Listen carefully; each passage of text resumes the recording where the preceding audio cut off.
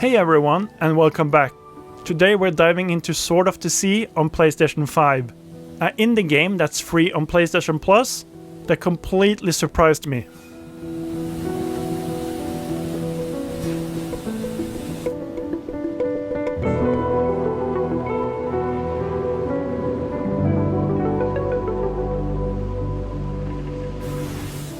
The game is made by the indie developer Giant Squid, the studio behind Abzû and The Pathless, with art direction by Matt Nava, the man behind Flower and Journey. I haven't played their previous titles, so this experience felt totally fresh and, honestly, stunning. Right from the start I got a strong Breath of the Wild vibes.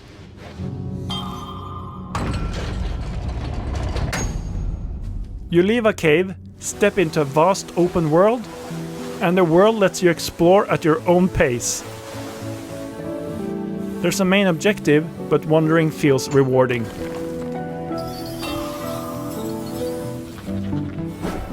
The music, the visuals, and that sense of freedom all immediately pulled me in.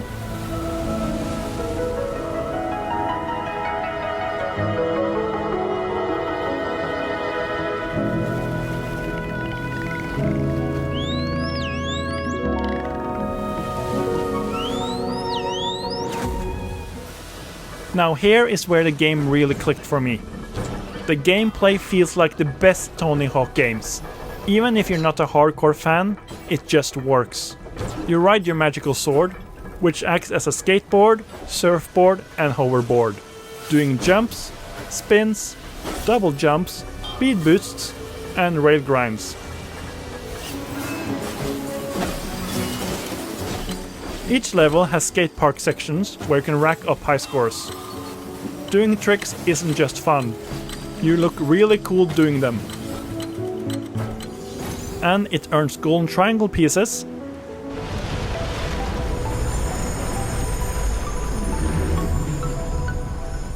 to spend on upgrades with a mysterious old lady.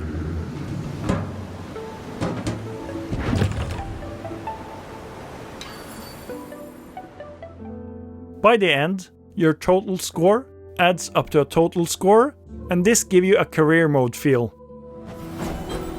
This rewards exploration and skill without being overwhelming.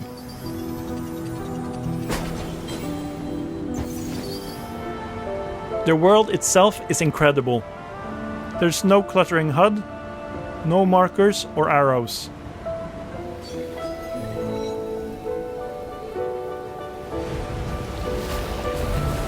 Instead, activating environmental triggers restores water,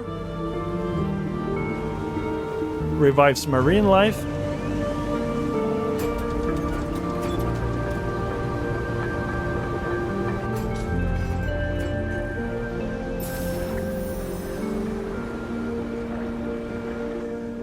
and opens new paths.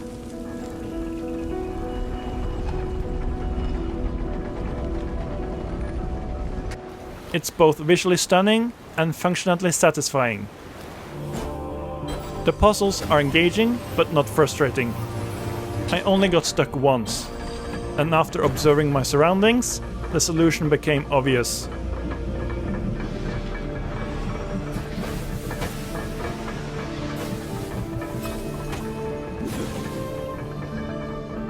This keeps the game relaxing and meditative. Exactly the vibe the rest of the game sets.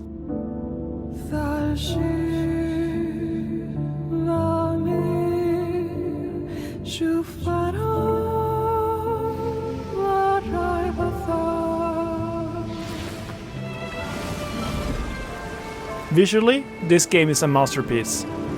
Each level feels unique. Desert, frozen tundras, underground cities, and lush oasis is some of the environments that you play through in this game. What is my favorite environment in the game?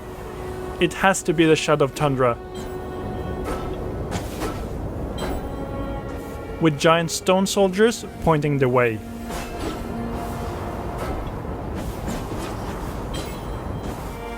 And also frozen drifts. where the ice surfaces changes your board handling entirely. I honestly wish there was a photo mode in-game. The world is just begging to be captured. Maybe the developers can add this in a future update.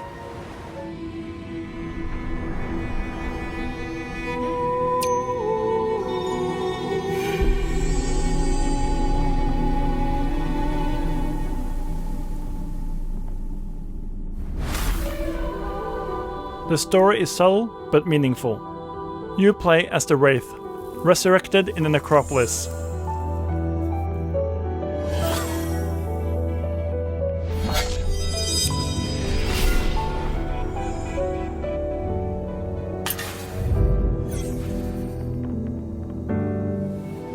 Your mission is to restore the ocean and bring back life to the barren lands. Your hover sword isn't just a tool for cool tricks. It's how you traverse, explore, and reshape the environment.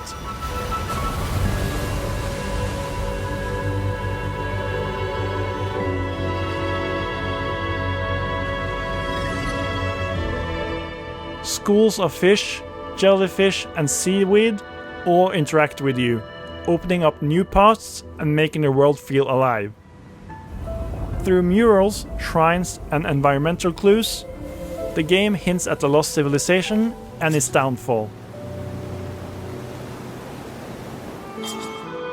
The narrative is woven into the world, so exploration feels meaningful without forcing exposition.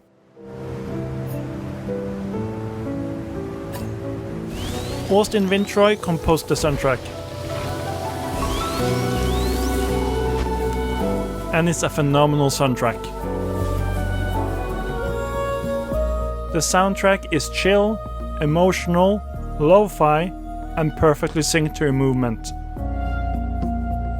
I even got goosebumps a few times.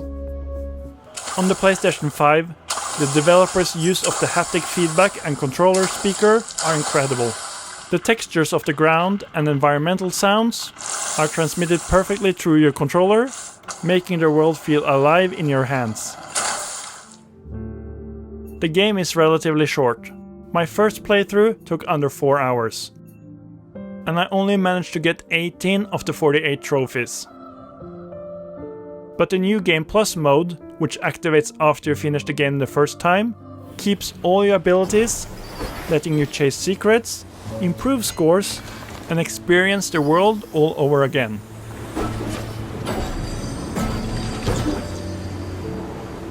Also, after you finish the game the first time, you can get optional features like the speedometer and scoreboard to give the game a subtle racing vibe without breaking the immersion.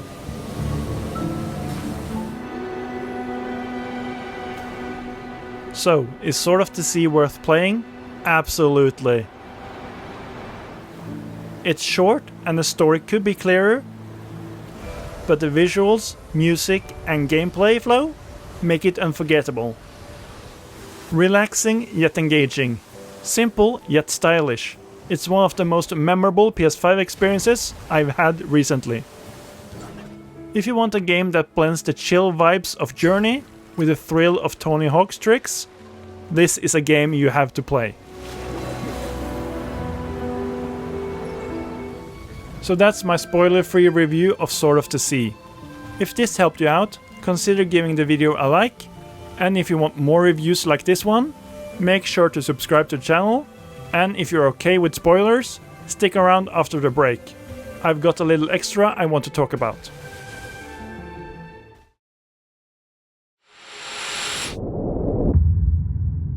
Now, let's dive into some of the late game content. You're not completely alone in this wasteland. In the background, the Wraith is being watched by a mysterious figure. I think she's another Wraith.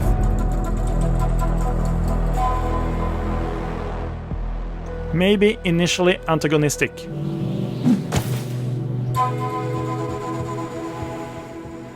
At first, she seems like she wants to stop you.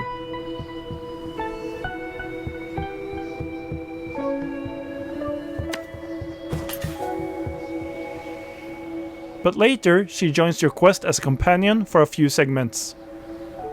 Massage. She even dramatically saves you at one point.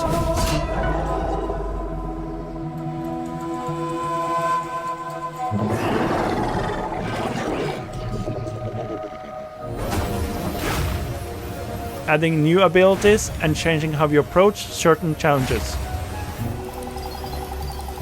Other fun late game moments include high score challenges in skate park sections, optional upgrades and abilities that you might have missed on the first playthrough, and environmental transformations that drastically change your movement options. Later, you ride a dolphin and a shark, each with unique controls and abilities, keeping gameplay fresh and surprising.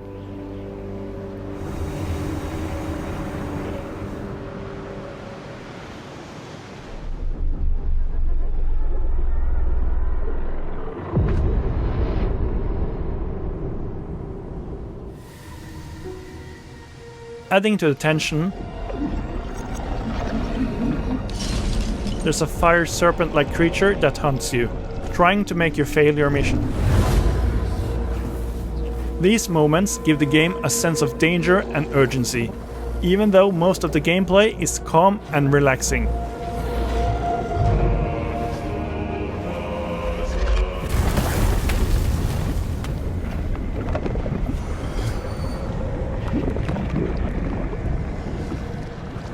And don't forget the Phoenix resurrection moment, which happens just before the final battle.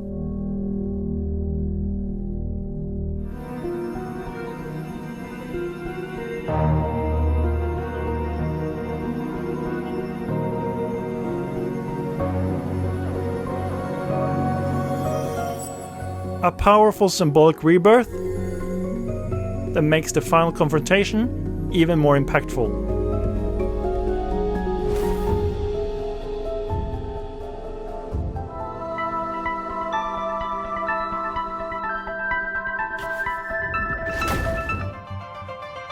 Finally, the boss battle is the only real combat segment in the game. The battle is an on-rail segment, but it's epic, cinematic, dramatic, and a satisfying climax to your journey. And that's all my thoughts on Sword of the Sea. Honestly, this game surprised me in so many ways, both with its beauty and with the little twists it's saved for later. If you made it this far, thank you so much for sticking around. I love to hear your thoughts. What was your favorite level, moment, or ability in the game? Drop it down in the comments, I will read them all. And if you enjoyed this review, don't forget to give it a like, subscribe for more reviews and gaming content, and hit the bell so you don't miss what's coming next. Until then, take care, and I will see you in the next one.